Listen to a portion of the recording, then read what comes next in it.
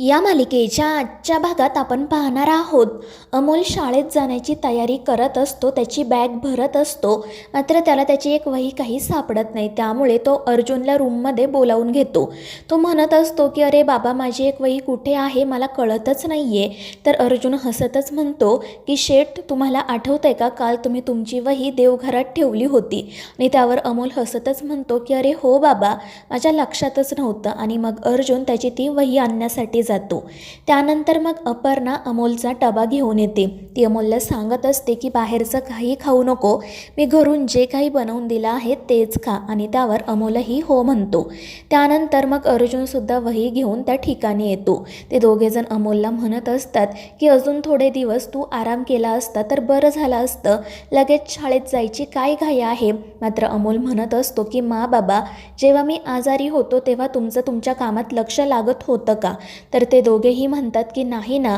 तर अमोल म्हणतो की मग माझंसुद्धा आता घरात लक्ष लागत नाही, मला शाळेत जायचं आहे आणि आपण कशाला ना उगाच अभ्यास बुडवायचा. आणि त्याचं ते बोलणं ऐकून अर्जुन म्हणतो की अप्पे, हा ना अभ्यासाच्या बाबतीत तुझ्यावरच गेलाय.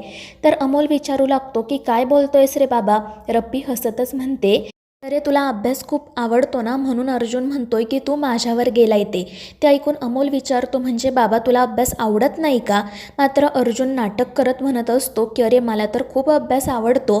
पण अप्पी हसतच म्हणते की अर्जुनने ना कधीही अभ्यास केलेला नाही आहे, हवं तर तू तुझ्या आजोबांना जाऊन विचार. आणि ते ऐकून अमोल लगेच कदमांकडे जाण्यासाठी निघतो.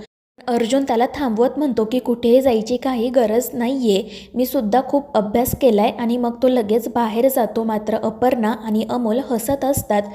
आणि मग तितक्यात अर्जुन पुन्हा त्या ठिकाणी येतो आणि मुद्दाम अपर्णाच्या डोक्याला गन लावत म्हणतो की त्याला अजिबात माझ्या अभ्यासाविषयी काही सांगायचं नाही, आणि पटकन पळून बाहेर जातो. मात्र अमोल आणि अपर्णा त्याच्यावर खूप हसत असतात. तर दुसरीकडे टीनू आणि शौर्य घरी आलेले असतात. दीपक त्या दोघांना म्हणत असतो की मी तुम्हाला ना एक मोठी कॅडबरी देईल. तर स्वप्नील म्हणत असतो की मी तुमचा सगळा अभ्यास करून घेईल. बापू आणि कदम त्या दोघांना सांगत असतात की आपण तुमच्यासाठी शेतामध्ये हुरडा पार्टी ठेवू.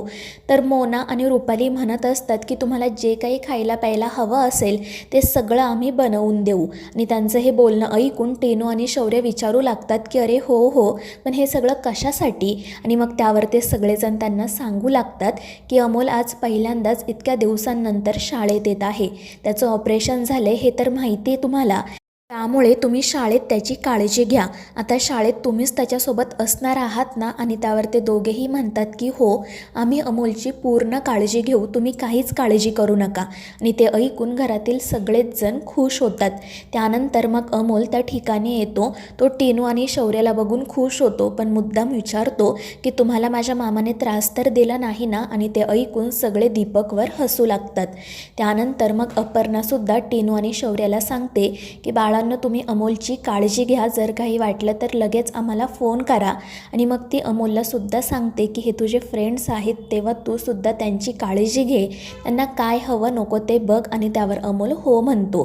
त्यानंतर रुपाली अमोलला सांगते की बाहेरचं काही खाऊ नको, आणि जर काही लागलं ना तर लगेच आम्हाला कळव. त्यावर अमोल हो म्हणतो. आणि मग ते तिघेजण शाळेत जाण्यासाठी निघतात.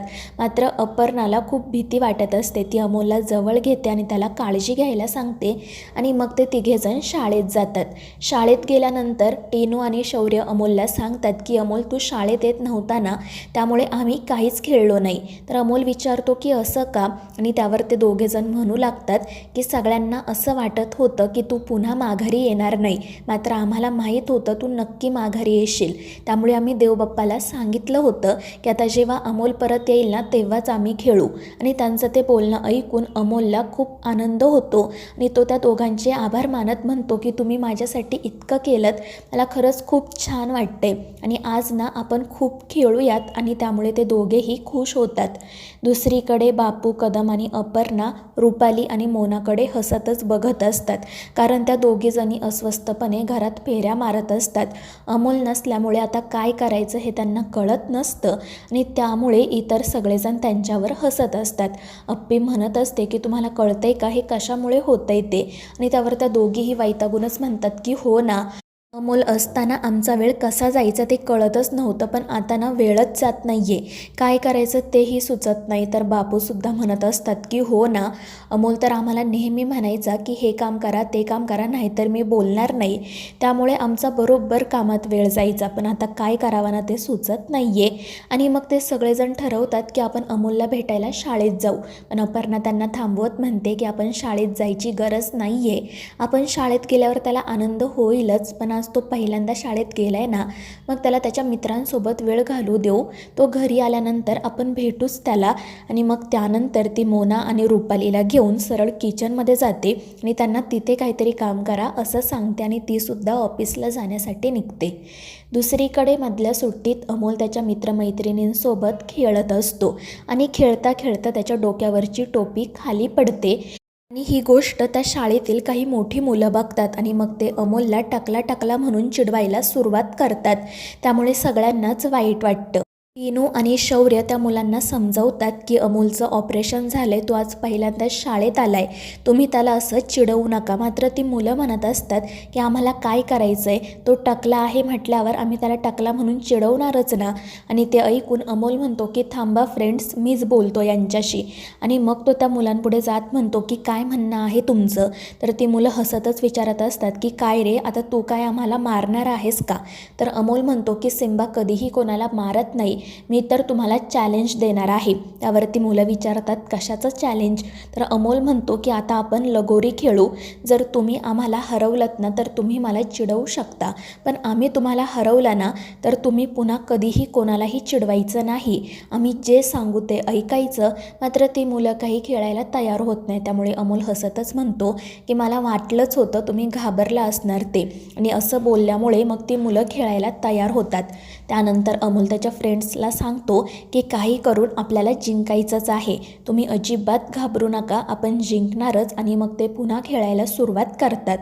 बऱ्याच वेळानंतर अमोल त्या मुलांना हरवतो आणि मग ती मुलं खाली मान घालून उभी राहतात. अमोल त्यांना म्हणतो की वाईट वाटून घेऊ नका, खेळामध्ये कोणीतरी जिंकतं कोणीतरी हारतं, मात्र कोणालाही कधीही चिडवू नका. आपण कोणालाही चिडवलं तर त्या व्यक्तीला किती वाईट वाटत असेल याचा विचार करा. आणि त्यावरती मुलंसुद्धा हो म्हणतात आणि मग अमोल शाळेत जातो. त्यानंतर तो टीनू आणि शौर्यसोबत गप्पा मारत बसलेला असतो. अमोल पहिल्यांदा इतक्या दिवसांनंतर शाळेत आल्यामुळं त्याच्या क्लासमधील सगळेच जण खूप खुश असतात. तर दुसरीकडे अपर्णा ऑफिसमध्ये काम करत असते, मात्र तिलासुद्धा अमोलची आठवण येत असते.